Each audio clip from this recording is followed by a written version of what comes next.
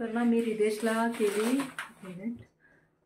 थोडंसं ना त्याला इथे जरा असं मसाज केलं मी थोडं ऑइल घेऊन पूर्ण असं एक 10-15 मिनटं थोडं इथे असं प्रेशर वगैरे देऊन थोडं तर ते करता करताच तो झोपला. तर मी त्याला आता काय उठवलं नाही आहे. आणि मला ना एक थोडं शेअर करायचं होतं. एक मी ना मागे अमेझॉनवरून आहे ना ही ऑर्डर केली होती. त्याला मिलेट असं म्हणतात, म्हणजे तृणधान्य आहे हे. तर हे अनपॉलिश आहे, तर हे वेगवेगळं आहे. तर हे मी 5 पॅकेट मागवले होते. तर हे आहे लिटिल मिलेट, त्याच्यानंतर हे बार्नयार्ड मिलेट. ह्याला ना आपलं वरई म्हणतो ना आपण, वरईचे दाणे जे उपासाला खातो ना, हां ते त्या टाईपचंच आहे. पण जे आपण खातो सफेदवाले ते पॉलिशवाले असतात. तर हे जे आहे ते अनपॉलिश आहे. ते असे जरा गोल्डन कलरचे, असे थोडे येल्लोइशमध्ये असा कलर आहे. त्याच्यानंतर हे आहे फॉक्सटेल मिलेट. ह्याला ना राळं असं म्हणतात, म्हणजे मराठीमध्ये राळं. आणि हे कोडो मिलेट. आणि हे एक आहे ब्राऊन टॉप, ह्याला कंगणी असं म्हणतात. तर कंगणी म्हणजे दुसरं अजून काय नाव आहे मला माहिती नाही, पण कंगणी असं म्हणतात. तर हे सगळं ना चांगलं असतं थोडंसं हेल्थसाठी, ब्रेन डेव्हलपमेंटसाठी. कारण ह्याच्यामध्ये ना भरपूर कार्ब्स असतात, त्याच्यानंतर प्रोटीन्स असतात. तर मी थोडंसं वाचलं होतं ना, असं जरा काय सर्च करते ना थोडंसं, म्हणजे काय चांगलं आहे ऑटिझम मुलांसाठी किंवा असंच आपल्यासाठी. तेव्हा मला ना ह्याचं मी थोडं ऐकलेलं रिव्ह्यू, मग म्हटलं चला मागून बघते. म्हणून मी छोटी पॅकेटामध्ये ह्याचं ना पीठ पण आपण करून ठेवू शकतो. म्हणजे ह्याचं डोसे जे आपण तांदूळ आणि गव्हापासून बनवतो ना, त्याच्यापासून आपण म्हणजे ते सगळं आपण बनवू शकतो. म्हणजे डोसे म्हणा किंवा इडली म्हणा, असं सगळं. आता त्या दिवशी मी हे जे आहे ना राळं, तर ह्याचा मी उपमा केलेला पहिल्यांदाच. मला असं वाटलं काय माहिती, म्हणजे बरोबर झाला, व्यवस्थित झाला होता. फक्त एवढंच की जेव्हा पाणी टाकतो ना गरम, तर ते थोडंसं जास्त लागतं ह्याला पाणी. पण रिदेशने पण खाल्लं आवडीने. आणि आपण जशी दलिया बनवतो ना त्या टाईपचंच असं ते दिसतं म्हणजे झाल्यानंतर. असं तर मी हे त्यासाठी मागवले होते. तर आता मी तो उपमा करते आहे ह्याचा. आणि हे थोडंसं जरी घेतलं ना तरी पण ते जास्त असं फुलतं. हे एक आहे ह्याचं चांगलं. तर असं तर चला, आता तो झोपला आहे तर मी पटकन आता बनवून घेते त्याच्यासाठी. आता मी सेम आपण जसं उपमा बनवतो ना तसंच फोडणीला राई, जिरं, कढीपत्ता, हिरवी मिरची आणि कांदा टाकलेला आहे. आणि ह्याचा कांदा ब्राऊन झाला की इथे थोडासा मी अर्धा टोमॅटो घेतलेला आहे. ते मला रिदेश पुरतंच बनवायचं आहे त्याच्यामुळे.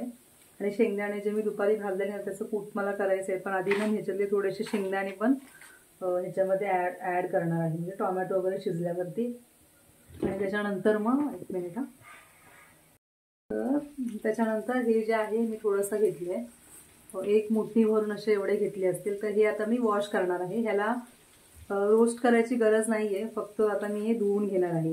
आणि जेव्हा आणले ना मी पॅकेट्स, तेव्हा मी हे ना एक 8 ते 9 तास ना पाण्यामध्ये भिजत ठेवली होती. आणि त्याच्यानंतर त्याला ना पूर्ण असे सुकवले होते, म्हणजे उन्हामध्ये नाही, गॅलरीमध्येच मी टाकलेले. आणि पूर्ण सुकल्यानंतर मग ते भरून ठेवले. कारण ते असं म्हणतात की, म्हणजे मी ऐकलं आहे नेटवरतीच, की थोडे भिजत ठेवायचे आहेत ते अगोदर, असेच ते वापरायचे नसतात असं त्याच्यामुळे.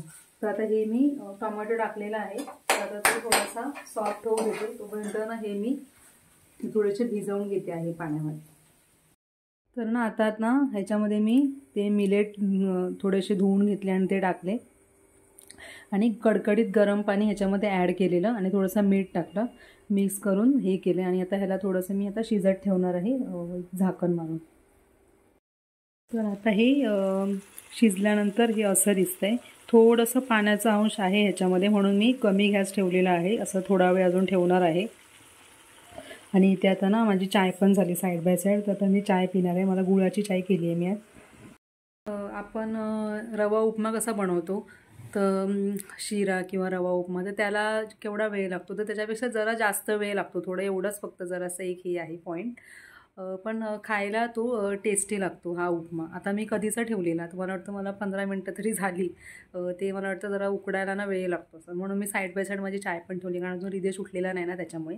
तर जरा आता पटकन चाय पिऊन घेते माझी. आणि त्याच्यानंतर मग बघते ह्याला उठतो का. तर स्वतःहून तर उठवणार नाही, कारण जरा त्याला थोडंसं पाय असं हे आहे ना, थोडंसं आज दुखीचा पाय आहे त्याच्यामुळे. तर आता पटकन चाय पिऊन घेते मी. तर रिदेश ना उठला, म्हणजे मी चाय प्यायला बसलेली ना, तर मला त्याचा आवाज आला. तो स्वतःहूनच उठला होता, म्हणून मग त्याला उठवलं. मग तो आता खायला बसलाय. Very good. हां, जवळ घे सगळं. हां, गुड गुड. तर हे मिलेटबद्दल मी थोडंसं असं खूप जरा वाचलं होतं, जरा रिसर्च केलेलं. तर मला असं वाटलं थोडं, म्हणजे गहू तांदूळ तर काय आपण बंद नाही करू शकत, ते तर असतं जेवणात. पण मला असं वाटलं हे पण जरा जाऊ दे त्याच्या पोटामध्ये रिदेशच्या, कारण ते थोडंसं चांगलं आहे ना ब्रेन डेव्हलपमेंटसाठी वगैरे, त्याच्यामुळे. आणि नाचणीसुद्धा चांगली असते, म्हणजे पौष्टिक असते. नाचणीचे डोसे वगैरे म्हणून पण आपण मुलांना देऊ शकतो असं. तर चला, आणि आता मला सायकलवाल्याचा फोन पण आला होता. सायकल झालेली आहे, काल दिलेली ना सर्व्हिसिंगसाठी. पण आता मी जाणार नाही आहे, कारण रिदेशचा जरा पाय दुखतो आहे, त्याच्यामुळे. आणि मला गाडीवरून तर काही जमणार नाही आणायला. तर आता बघते, उद्या वगैरे जाईन. तर चला, आता व्हिडिओ इथेच एंड करते. आणि व्हिडिओ आवडला असेल तर व्हिडिओला लाईक करा, शेअर करा, कमेंट करा. आणि चॅनलवरती जर कोणी नवीन असेल तर चॅनलला सबस्क्राईब करा आणि बेल आयकॉन प्रेस करा. तर चला, मी भेटते तुम्हाला पुढच्या व्हिडिओमध्ये. तोपर्यंत bye bye and thank you for watching. चला.